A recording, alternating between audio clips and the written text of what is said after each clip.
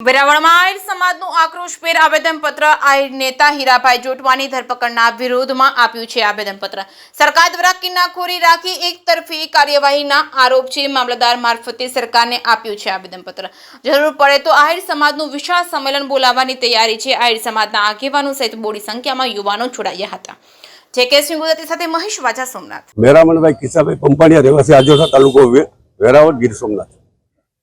આજે કયા સ્થળે શા માટે એકઠા થયા છો? કોના દ્વારા કોને શું રજૂઆત આપી કરવામાં? આજે શ્રી મામલતદાર સાહેબની કચેરીમાં જે ભરૂચ ખાતે એક ફરિયાદ થયેલ છે, એના અનુસંધાને અમે સૌ આહિર જ્ઞાતિના પ્રતિનિધિઓ અને જવાબદાર માણસો મામલતદાર શ્રી મારફત સરકારનું ધ્યાન દોરવા માટે એકત્રિત થયેલા અને આવેદનના રૂપમાં અને મૌખિક મામલતદાર સાહેબને રજૂઆત કરેલી છે કે હવે આવા કોઈ કેસની અંદર હીરાભાઈ ડાયરેક્ટ ક્યાંય નથી, માનો કે, અને ઓલે લાકડી સાપ માટે એવો ઘાટ જડાયેલો છે। બીજી વાત જોઈએ સાહેબ,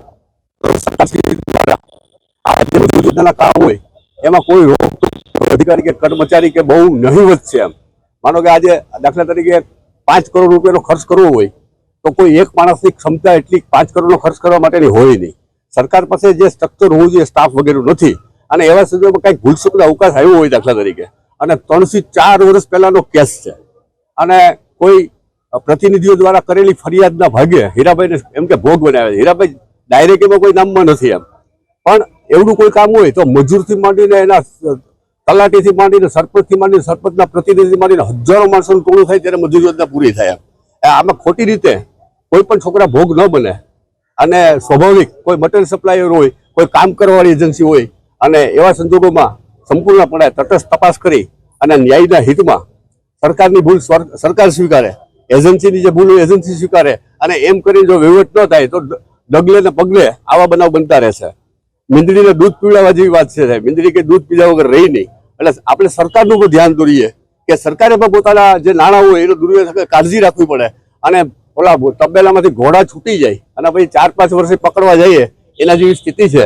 તો ન્યાયના હિતમાં કાયદેસરની કાર્યવાહી, જે ઇન્વેસ્ટિગેશન નામદાર કોર્ટ, અદાલત, એજન્સીઓ એ તટસ્થ રીતે અને મૂળભૂત રીતે તપાસ કરે, અને ઇન્વેસ્ટિગેશનમાં કોઈ નિર્દોષને, સરકાર આપણા ભારતની લોકપ્રિયનો એક અભિગમ છે કે હજારો નિર્દોષ છૂટી જાય તો વાંધો નહીં, પણ બે એમ કે હજારો દોષી છૂટી જાય વાંધો નહીં, પણ એક નિર્દોષની સજા ન થવી જોઈએ, એ આપણા ન્યાયનો મુખ્ય સિદ્ધાંત છે। એ સિદ્ધાંતની અમલવારી કરીએ અને સરકારની એજન્સી પર વિશ્વાસ વ્યક્ત કરીએ કે કોઈ પણ પ્રકારની ભૂલચૂકના અવકાશ રાખ્યા વગર દબાવમાં કે પેલામાં ન આવી એને ઇન્વેસ્ટિગેશન પૂરું કરી અને ન્યાયના હિતમાં કામ કરે એવું સ્પષ્ટ નિવેદન છે।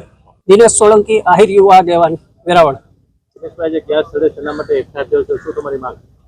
આજ અમે વેરાવળ આહિર યુવા મંચ દ્વારા, આહિર સમાજ દ્વારા એક આવેદનપત્ર આપ્યું છે મામલતદાર શ્રી વેરાવળ સાહેબને કે જે ભરૂચ ખાતે ફરિયાદ થઈ છે એમાં હીરાભાઈ જોટવા એમના પરિવારની કોઈ પણ સીધી રીતે સંડોવણી નથી। એમને નામે કોઈ પણ કંપનીઓ નથી, એમને નામે પોતે ત્યાં કામ કરવા પણ નથી ગયા, તેમ છતાં એ વેરાવળ આવી એમની ધરપકડ પૂછપરછ સ્ટેશન ડાયરીમાં પૂછપરછ એવું લખાવી અને ભરૂચ જઈને ત્યાં એમની ધરપકડ કરેલ છે અને 6 દિવસના રિમાન્ડ આપેલ છે।